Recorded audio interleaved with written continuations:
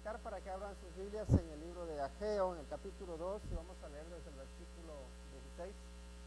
Ageo 2, del 16 hasta el 23. ¿Se escucha bien? Ageo 2, del 16 al 23.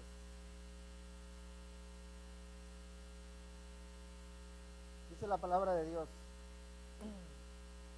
antes que sucediesen estas cosas, venían al montón de 20 efas y había 10. Venían al lagar para sacar 50 cántaros y había 20. Os herí con viento solano, con tizoncillo y con granizo en toda obra de vuestras manos, mas no os convertisteis a mí, dice Jehová. Meditad pues en vuestro corazón desde este día en adelante, desde el día 24 del noveno mes, desde el día que se echó el cimiento del templo de Jehová. Meditad pues en vuestro corazón. ¿No está aún la simiente en el granero? Ni la vid, ni la higuera, ni el granado, ni el árbol de olivo ha florecido todavía, mas desde este día os bendeciré. Vino por segunda vez palabra de Jehová a Ageo a los 24 días del mismo mes, diciendo: habla a Zorobabel, gobernador de Judá, diciendo: yo haré temblar los cielos y la tierra, y trastornaré el trono de los reinos, y destruiré la fuerza de los reinos de las naciones. Trastornaré los carros y los que en ellos suben, y vendrán abajo los caballos y sus jinetes, cada cual por la espada de su hermano. En aquel día, dice Jehová de los ejércitos, te tomaré, oh Zorobabel, hijo de Salatiel, siervo mío, dice Jehová, y te pondré como anillo de sellar, porque yo te escogí, dice Jehová de los ejércitos. Oremos. Padre Santo, te agradecemos por tu santa palabra, y por favor te pedimos que nos ayudes a comprenderla y a obedecerla. Por favor, Señor, que tu Espíritu Santo sea nuestro Maestro, que nos guíe por toda verdad. Y Señor, por favor, ministranos con él. Habla a nuestro corazón, porque te necesitamos, Señor. Necesitamos escucharte y necesitamos de tu instrucción. Nos ponemos en tus manos, en el nombre que es sobre todo nombre. En el nombre de Cristo Jesús. Amén.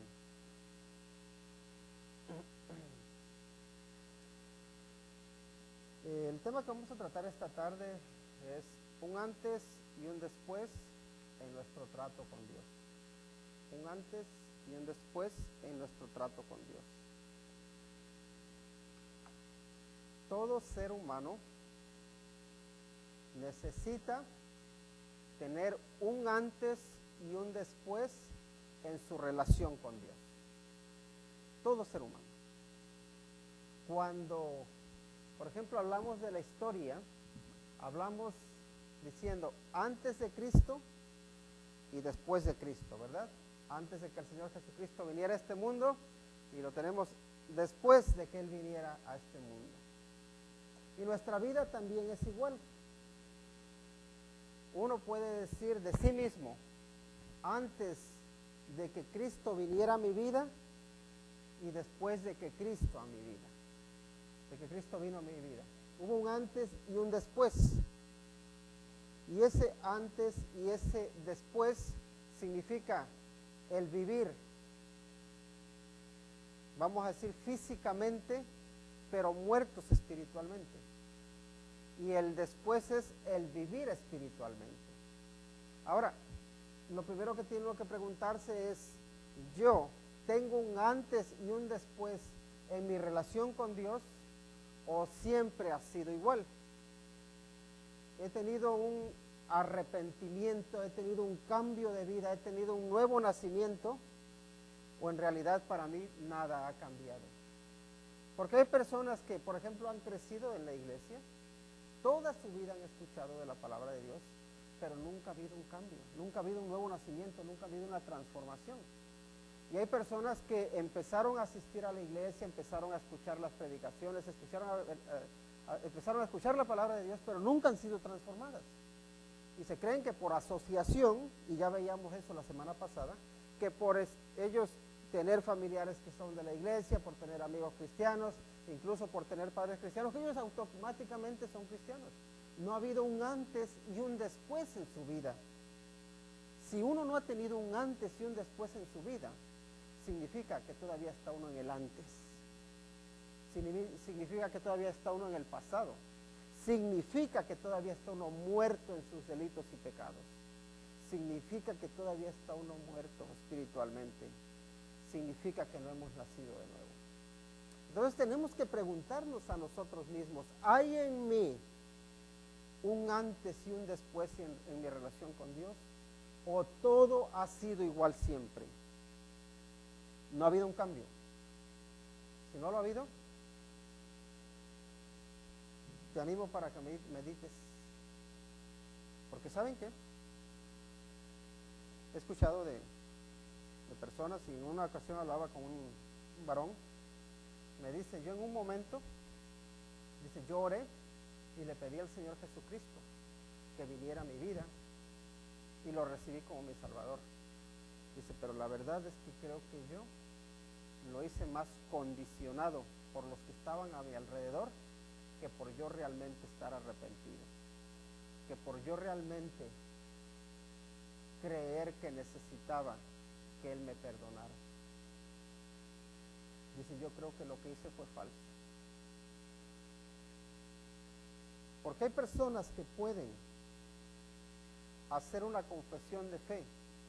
Hay personas que pueden decir, sí, yo te acepto, Señor Jesucristo, como mi Salvador, y no arrepentirse de sus pecados, y seguir muertos en sus pecados, y no ser lavados por la sangre del Señor Jesucristo, porque no hay un arrepentimiento, porque no les duele el pecado, porque no hay una transformación, porque no hay un cambio. Y eso creo que cada uno tiene que examinarse, tiene que meditar y decir, ¿cuál es mi situación? Estoy en Cristo y estoy sin Cristo. Y la verdad que esta persona fue honesta y me dice, ¿sabes por qué creo que lo mío fue falso? ¿Por qué? Porque en mí no ha habido ningún cambio. Sigo igual, o quizá peor que antes. Agradecí la honestidad, pero también la persona creo que entiende que es pecadora, que necesita el perdón de Dios.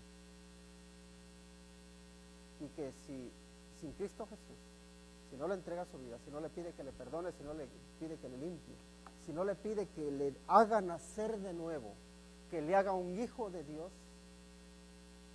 que no va a suceder. Entonces, mi primera pregunta es, ¿para ti hay un antes y un después en tu trato con Dios o no lo hay? Porque si no lo hay, podría ser hoy ese día. Hoy podrías iniciar una nueva relación con Dios. Hoy podría ser un antes y un después. Fíjense lo que nos dice aquí Ageo en el capítulo 2, versículo 16. Dice, antes que sucediesen estas cosas, venían al montón de 20 efas y había 10. Venían al lagar para sacar 50 cántaros y había 20, dice. El versículo 17, os herí con viento solano, con tizoncillo y con granizo en toda obra de vuestras manos, mas no os convertisteis a mí, dice Jehová. ¿Sí ven lo que está diciéndonos aquí? Y lo que nos está diciendo es que Dios disciplina a su pueblo con escasez y plagas. Y bueno, intentamos poner ahí el título en inglés para que más o menos los hermanos que no entienden muy bien el español, que digan, por ahí va el hilo. Y yo entiendo que a veces cuando uno está aprendiendo un idioma nuevo, uno escucha una palabrita y con eso se hace una historia. Y digo, vamos a por lo menos intentar decir, mira, por aquí va el hilo, ¿no? Así que si ven los títulos en inglés no es para despistar a nadie, es un poco para encaminarnos. Ahora, lo que vemos aquí es que Dios disciplina a su pueblo con escasez y plagas. Y la palabra la primera frase que vemos en el versículo 16 dice, antes que sucediesen estas cosas. Y uno se pregunta, ¿de qué cosas se está hablando? ¿Qué es lo que había pasado? Recuerden que se había dado la instrucción al pueblo para que edificaran el templo de Jerusalén, o para que lo reedificaran, ¿verdad? ¿Y qué estaba haciendo la gente? ¿Qué estaba haciendo la gente? Pues la gente estaba preocupada por su casa, la gente estaba preocupada, ahora sí, por sus propias cosas, y se habían olvidado de la obra de Dios, se habían olvidado del templo de Dios.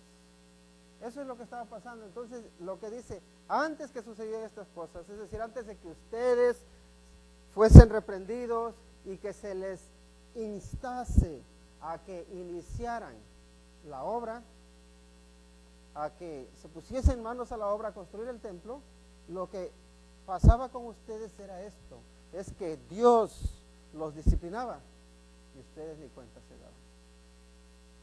Ustedes estaban en escasez y ustedes estaban endurecidos.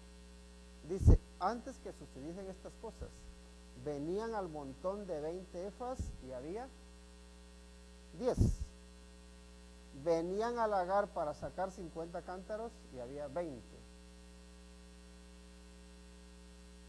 Es decir, ellos llegaban y los efas pues era con el trigo o con el vino, con el fruto de la uva. En el lagar era el lugar en el que se pisaba la uva, ¿no? Se prensaba. Entonces cuando llegaban, o también incluso para el aceite, luego estaban las piedras donde se prensaban. Entonces, ¿qué pasa? Decían, pues, por lo menos vamos a sacar 50 litros. Y anticipaban que iban a tener abundancia de cosecha, ¿no? Llegaban y empezaban a sacar y se nomás salieron 20. Y con las cefas, o con el trigo, por ejemplo, ¿qué es lo que hacían? Ya ven que se hacían montones, ¿no?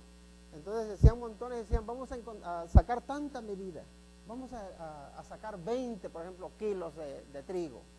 Y iban y nada más, el trigo nada más les producía 10 kilos. Wow. Y luego también, lo siguiente, o la forma en que Dios los hería, por un lado vemos que les mandaba escasez, y luego en el 17, os herí con viento solano. Y el viento solano es el viento ese que normalmente cuando se levanta el sol, uno ve el día apacible, empieza a levantarse el sol y empieza el viento a soplar, y empieza ese viento fuerte que trae frío y que no permite que el fruto florezca. Entonces luego dice con tizoncillo y con granizo, y el tizoncillo es como un hongo que le sale a las uvas, que algunos se conocen como el mildew, que se le llama. Entonces eso hace que ese hongo lo que hace es secar la planta misma. Entonces lo sería con esa plaga del tizoncillo, con el viento solano y también con el granizo. Y yo no sé si ustedes han visto,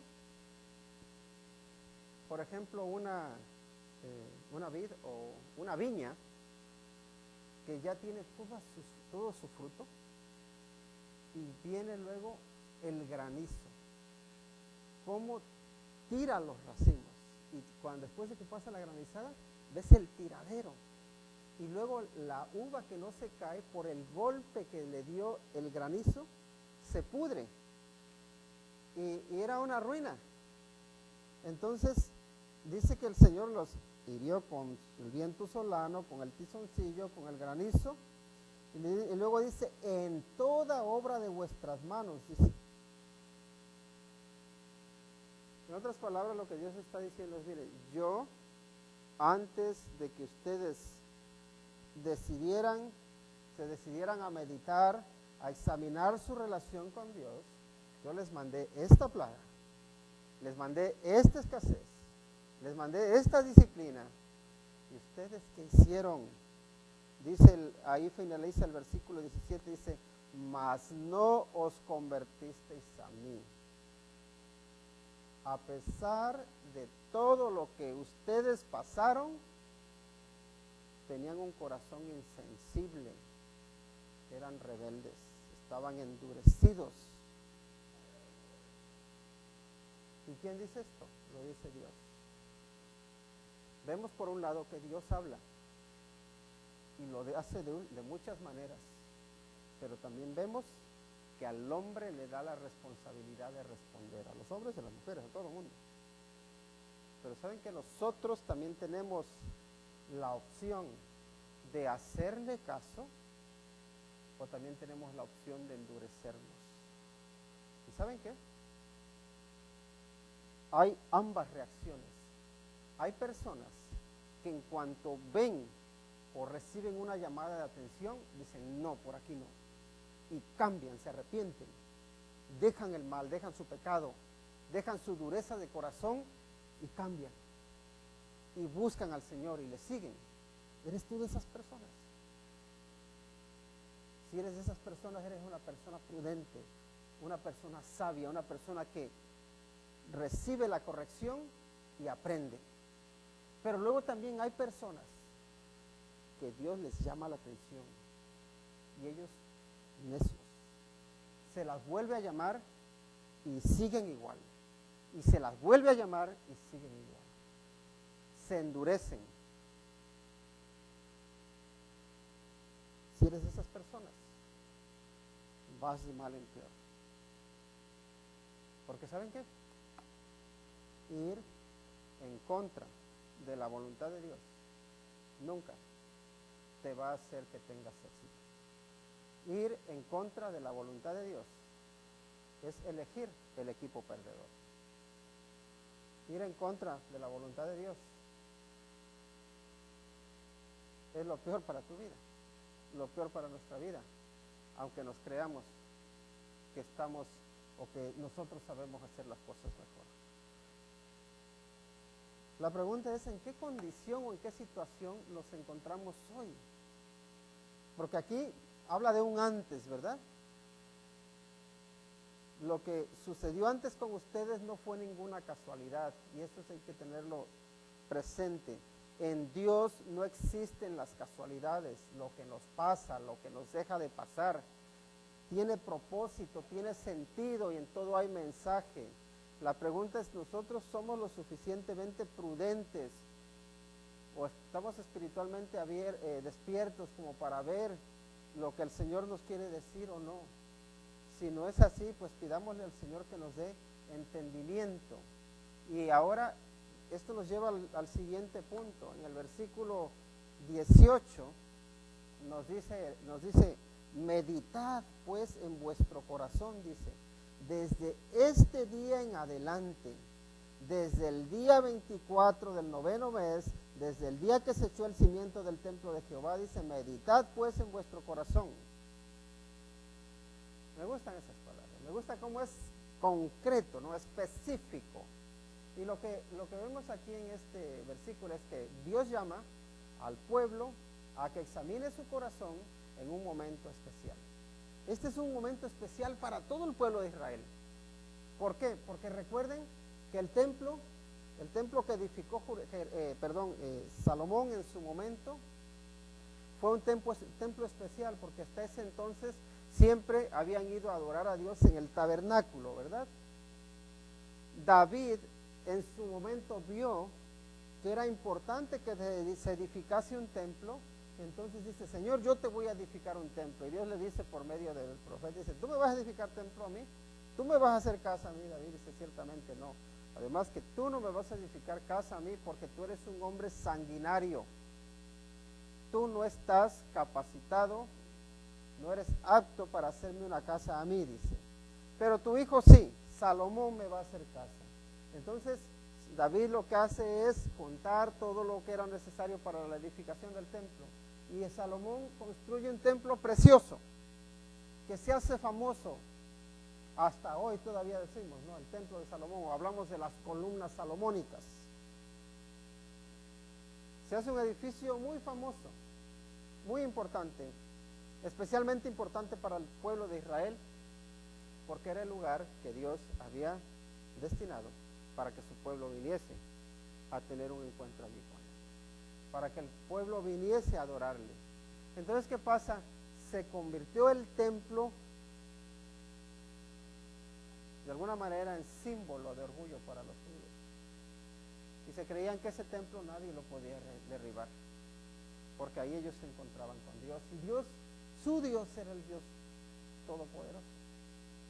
Ahora recuerden que llegaron los babilonios, ¿y qué hicieron? Arrasaron con el templo, y un poco aquello que les daba seguridad al pueblo de Israel se les vino abajo. Y ahora tenemos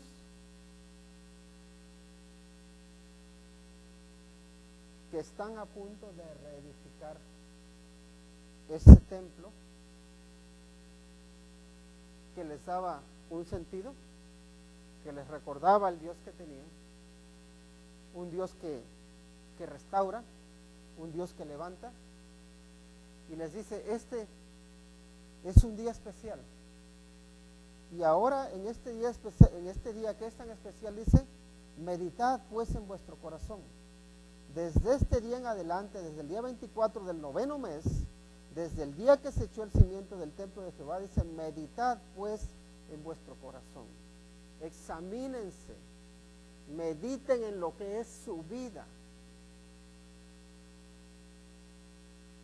Porque es un día especial, y de hecho cada día es un día especial. Y ya antes hemos visto que Dios le había dicho al pueblo de Israel, en este caso a los que estaban ahí, que antes de que se pusieran, de que pusieran piedra sobre piedra, antes de que hicieran cualquier cosa para Dios, dice, examínense, limpien su vida, limpien su corazón, porque se está empezando a edificar un templo, o en este caso a reedificar un templo. Pero recordamos que para Dios el templo es importante, pero lo más importante eres tú, como templo. ¿Por qué? Porque hay un templo que es la iglesia, y la iglesia está formada por todos aquellos que entregan su vida al Señor Jesucristo, por todos aquellos que nacen de nuevo, y quien mora en ese templo es el Espíritu Santo. Entonces, para cada uno de nosotros puede ser un día especial, y debe haber un día especial en que se edifica, podemos decir, la primera piedra, pero en tu vida, que es cuando tú naces de nuevo. Y empieza por, medita en tu corazón, examina tu vida, todas las plagas, podemos decir, que envió Dios, toda la escasez que envió Dios, es lo que te ha estado enviando para llamarte la atención, para que te examines, para que medites en lo que hay en tu corazón y para que te arrepientas. Y ojo, yo no estoy intentando aquí hablar de ninguna teología de prosperidad, no estoy hablando de eso. No te creas que porque si tú entregas tu vida al Señor Jesucristo, que inmediatamente ya vas a dejar de tener escasez, que ya vas a ser rico, y que no estoy hablando de eso. Estoy hablando de que aquí en este caso concreto, la escasez era consecuencia de la desobediencia, de que ellos estaban posponiendo la obra de Dios. Decían, sí, es necesario servir a Dios, pero lo voy a hacer después. Un poco lo que hacemos nosotros. Y Dios decía, bueno, vas a estar trabajando, pero no voy a bendecir la obra de tus manos. Ahora sí te digo que cuando nosotros actuamos en obediencia, Dios sí bendice la obra de nuestras manos, porque los frutos que producimos son frutos que tienen impacto para la eternidad. Lo que hacemos no cae en saco vacío o en saco roto, no es vanidad, es algo que tiene valor. Ahora, puede ser que sigas con escasez, puede ser, aunque también te digo que generalmente lo normal es que si una persona es trabajadora y se administra bien, le da a Dios lo que es de Dios, pone todo en su sitio, generalmente esa persona tiende a prosperar. Es lo normal, porque también hay unas leyes que Dios ha establecido que si se cumplen, pues que si se obedecen, se cumplen, ¿no? Ahora, no es esa el interés o la necesidad principal que tenemos nosotros no es que nos vaya bien, que tengamos ahí en las bodegas o los refrigeradores a tope o rebosando de comida, o que tengas la cuenta del banco llena de ceros, o a la izquierda o a la derecha, ya eso no lo sé. No ese es el objetivo. El objetivo es que tú espiritualmente estés vivo. El objetivo es que tengas la paz de Dios, que tengas la bendición de Dios sobre tu vida, que seas rico espiritualmente, que tengas tesoros en los cielos. Y de hecho el Señor Jesucristo nos habló de eso, ¿no? Como dice, no os hagáis tesoros en la tierra donde la polilla y el orín corrompen y donde ladrones minan y hurtan, sino haceos tesoros en el cielo, donde la polilla ni el orín corrompen y donde los ladrones no minan ni hurtan. ¿Por qué? Porque donde esté vuestro tesoro, allí estará también vuestro corazón. Se trata de que cada uno de nosotros tengamos una perspectiva, una visión de la vida que no se limite a lo que puedas conseguir en esta vida, sino que tengas una perspectiva de la eternidad,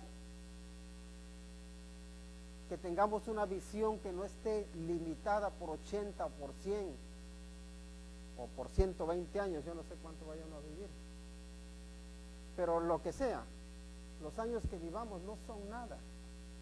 Y saben que nosotros vivimos, muchas veces nuestra visión, nuestra perspectiva de la vida está centrada en los 80 años que podamos vivir aquí, o 100, o los que sean. Y eso no es nada comparado con la eternidad. Entonces aquí lo que necesitamos es que en un día especial, que podría ser hoy, que permitamos que nuestra vida sea transformada por el Señor, que le pidamos que perdone nuestros pecados y que seamos ricos en buenas obras, que seamos ricos espiritualmente, que tengamos vida espiritual. Meditad pues en vuestro corazón, dice, desde este día en adelante. Deja o dejemos de vivir una vida de vanidad, una vida de locura, una vida sin sentido. Vivámosla con el sentido que Dios le da. Así que vemos que Dios llama al pueblo a que examine su corazón en un momento especial. Y también Dios bendice aunque las circunstancias no sean favorables. Y eso lo vemos ahí en el versículo 19. Ya nos lo sabemos, ¿verdad? Dice, ¿no está aún la simiente en el granero? Ni la vid, ni la higuera, ni el granado, ni el árbol de olivo ha florecido todavía. Las circunstancias que los rodeaban en ese momento, podemos decir que eran las circunstancias como el invierno más o menos aquí. Sabemos cómo es el invierno aquí más o menos. Ahora ya no lo escucho mucho, pero cuando llegué, recuerdo que todas las personas decían que en el verano desaparece la gente de la iglesia. ¿Y eso por qué? Es que todo el mundo está trabajando un montón de horas, y luego sí vi que era verdad. Todo el mundo parece hormiguitas, ¿no? ¿Y eso por qué? Pues es que todos queremos ahorrar, porque luego en el invierno ya baja el trabajo mucho, ¿no? Y bueno, en parte sí baja, es verdad, pero luego también por otro lado es el miedo que uno se crea, ¿no? Bueno, pues aquí la situación es un poco de invierno, que están las canerías cerradas, que no hay mucho turismo, que no hay mucho trabajo. La situación no es tan favorable como económicamente hablando, ¿no? O para uno creer que le pueda ir bien. ¿Por qué? Porque dice, la simiente está en el granero. ¿Qué significa? Que todavía no han sembrado. La simiente, la semilla que utilizaban, por ejemplo, la del trigo y de todas las plantas que fueran a sembrar, todavía está en el granero, entonces todavía no se siembra. La vid, la higuera, el granado y el árbol de olivo todavía no tienen flor. Entonces, la gente podría decir, o si relacionaba bendición con abundancia o con fruto, Dicen, ahora Dios no tiene posibilidad de bendecirnos. ¿Por qué? Porque los olivos no van a producir nada ahora, los higos tampoco, las viñas nada. Y encima no podemos decir que la cosecha se nos va a dar bien. ¿Por qué? Porque todavía ni sembramos. Entonces las circunstancias están para que digan, Dios no puede obrar ahora. Y a veces nosotros así nos creemos, que Dios no puede obrar, que Dios está limitado a mis circunstancias, que Dios está limitado a lo que yo tengo, o que está limitado a mis posibilidades. Sin embargo, aquí establece un contraste, dice, más, que significa pero, desde este día os bendeciré. Aunque ustedes no vean la forma en que Dios puede bendecirles, eso no impide que Dios les bendiga. ¿Y saben qué? A veces nosotros nos creemos que Dios está limitado a los recursos que nosotros tenemos, o que está limitado a lo que nosotros de alguna manera podemos mover para que luego venga un resultado. Se nos olvida que Dios es el creador de este mundo. Se nos olvida que Dios no solamente está viéndonos a nosotros en nuestro pequeño mundito, encerrados en nuestro caparazón, sino que Dios es mucho más grande de lo que tú y yo nos podamos imaginar. Y aunque tú no veas puertas abiertas, aunque tú ni siquiera veas puertas, que también puede pasar, Dios hace puertas en la novela. Y es más, Dios tiene llave para abrir puertas. Así que no nos creamos que Dios está condicionado a nuestras posibilidades. Sus posibilidades no tienen límite. Y Él dice, aunque ustedes no entiendan cómo o ni vean la forma en que Dios obre, aún así, desde este día, dice, yo los voy a bendecir. Y la bendición de Dios no tiene que ver solamente con lo material, también tiene que ver con el tener un corazón lleno de la paz de Dios. Siguiente punto. Dios ejecuta su juicio sobre los rebeldes. A los que examinan su corazón, dice, y entendemos que también hay un cambio en ellos, desde hoy, dice, les voy a bendecir. Pero el versículo 20 dice, vino por segunda vez palabra de Jehová a Ageo, a los 24 días del mismo mes, diciendo, habla a Zorobabel, gobernador de Judá, diciendo, yo haré temblar los cielos y la tierra, y trastornaré el trono de los reinos, y destruiré la fuerza de los reinos de las naciones, trastornaré los carros y los que en ellos suben, y vendrán abajo los caballos y sus jinetes, cada cual por la espada de su hermano. Y aquí lo que está diciendo es que Él va a trastornar primero el trono de los reinos, va a destruir la fuerza de los reinos, va a trastornar los carros y los jinetes, y vendrán abajo los caballos con sus jinetes. Dice, pero no va a ser necesario, no va a ser necesario que vengan enemigos de fuera a destruirlos, dice. Entre ellos mismos se van a destruir, entre sus propios hermanos. ¿Y saben qué? Vemos en más de una ocasión cuando Dios interviene para defender a su pueblo Israel. Vemos el caso de Gedeón. Gedeón no tuvo que luchar contra el ejército de los asirios, no tuvo que luchar contra ellos. ¿Por qué? Porque ellos mismos se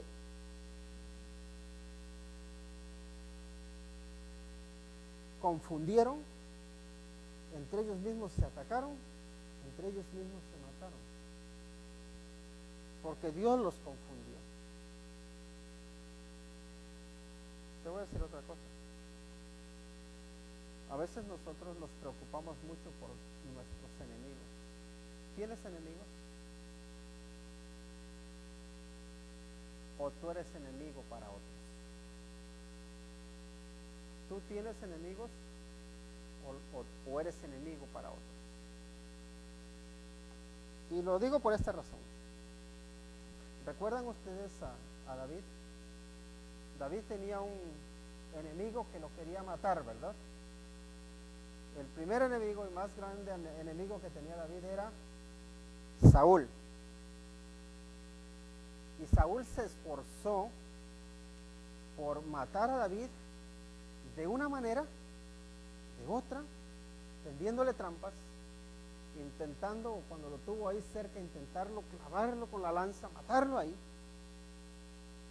Y luego hay un momento en que Saúl reprende a su hijo Jonatán por ser amigo de David, por querer a David como su propio hermano, y le dice: te has aliado con mi enemigo, y lo llama su enemigo. Ahora pensemos en David. ¿Hay algún momento en que David ve a Saúl como su enemigo? Que diga David: este es mi enemigo, contra él tengo que luchar. Y si se dan cuenta, David nunca considera a Saúl su enemigo. Es decir, que tú puedes tener personas que estén en contra tuya y que digan, tú eres su enemigo. Pero ¿sabes qué? Serán enemigos tuyos en tanto que ellos te quieran hacer daño. Pero que tú seas enemigo para ellos en cuanto que tú les quieras destruir, espero que eso no suceda. ¿Por qué? Porque cuando nosotros tenemos enemigos porque los odiamos, porque queremos hacerles daño, porque queremos destruirlos, es cuando se ha apoderado de nosotros el odio. Es cuando hemos dejado de confiar en un Dios soberano, todopoderoso, y hemos querido tomar la venganza, la revancha en nuestras manos. Y por desgracia, muchas veces nosotros caemos en eso. Si la gente quiere hacerte daño, que te vean como su enemigo, siempre que tú estés actuando en obediencia a Dios, échaselos a Dios. Dile: Señor, mira, ahí vienen, confúndelos. No permitas que vengan a mí, que me hagan daño. Pídele a Dios que Él trate con ellos. Porque si Dios ejecuta su juicio contra ellos, no necesita de tus manos, pero sí necesita de tu corazón. Que protejas tu corazón, que protejas tu vida, que protejas tu mente, que protejas tu relación con Dios, que protejas tu dependencia en Dios. Que Dios nos proteja de nosotros ser personas que odian y que buscan la venganza. Porque el Señor dice: la venganza es mía, yo le daré a cada uno según sus obras. Y si caen en manos de Dios, y si tú estás en las manos de Dios, estás en su favor, no temas, porque Él sabe protegerte. Ahora, eso, estar en el favor de Dios, estar en la voluntad de Dios, significa vivir responsablemente. A ver si vas a meterte ahí donde ves que te quieren matar. Dios me proteja, ahí voy yo. Eso es ser imprudente. No estoy hablando de eso. Estoy hablando de que protejas tu corazón, de que el odio no se apodere de ti en contra de nadie. Siguiente punto, y con eso vamos a ir concluyendo. Y es que Dios da prominencia a su escogido. Dios, si te escoge, tiene un lugar especial para ti. Y de hecho Dios a cada uno lo escoge. para ti, o más bien, tú puedes ser la última persona para el mundo entero. Pero si Dios te elige, eres la persona más especial para Él. Tienes valor, tienes importancia, tienes dignidad, tienes un rol importante que desempeñar en la familia de Dios, en Él. Dios, o más bien, para Dios no hay nadie que sea un don nadie. Para Dios no hay nadie que valga demasiado poco como para no tenerlo en cuenta. Dios nos llama para darnos una función especial, un papel especial. Y en este caso, vemos en el versículo 23, dice, en aquel día, dice Jehová de los ejércitos, te tomaré, oh Zorobabel, hijo de Salatiel, siervo mío. Fíjense las palabras. Primero dice, tú eres Zorobabel, sé quién es tu papá. Salatiel es tu papá. Y sé que tú eres mi siervo, dice, te reconozco. Y esto es lo que voy a hacer, dice, te pondré como anillo de sellar.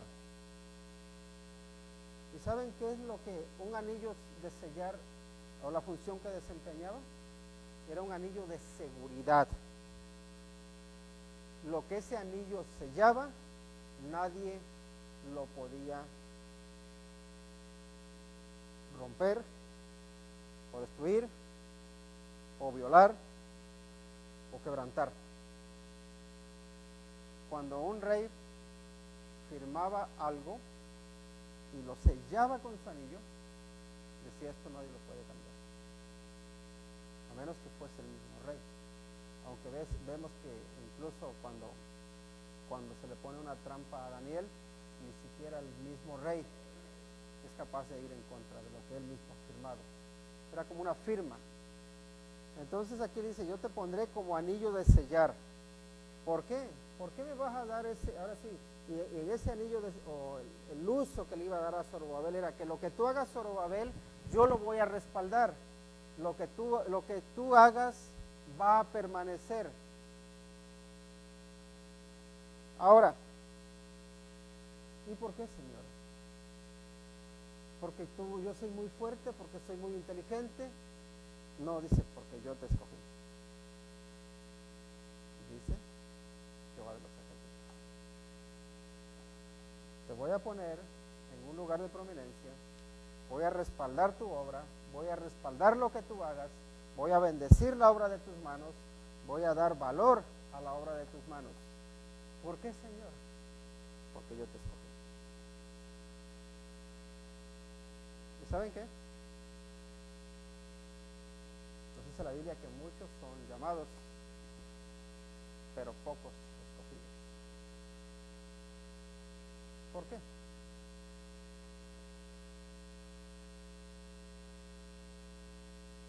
Porque ¿saben qué?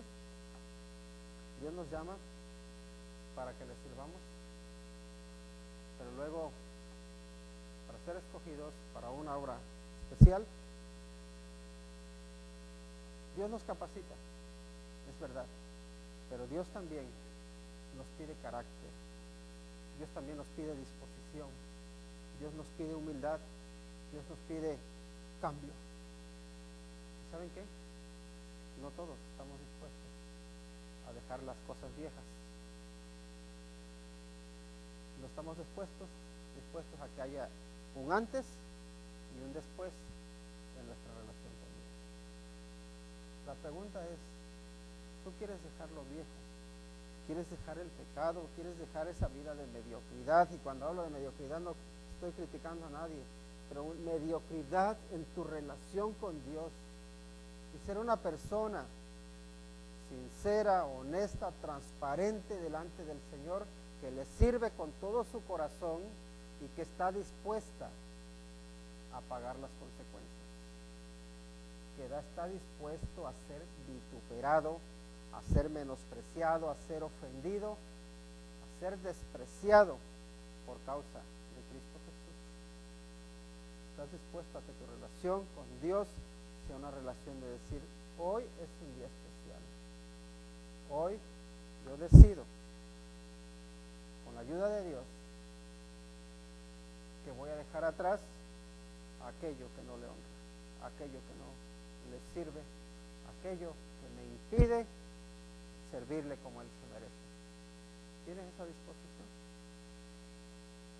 Primero, si no has tenido un antes y un después, es decir, si no has nacido de nuevo, te animo para que al final te acerques y que hablemos.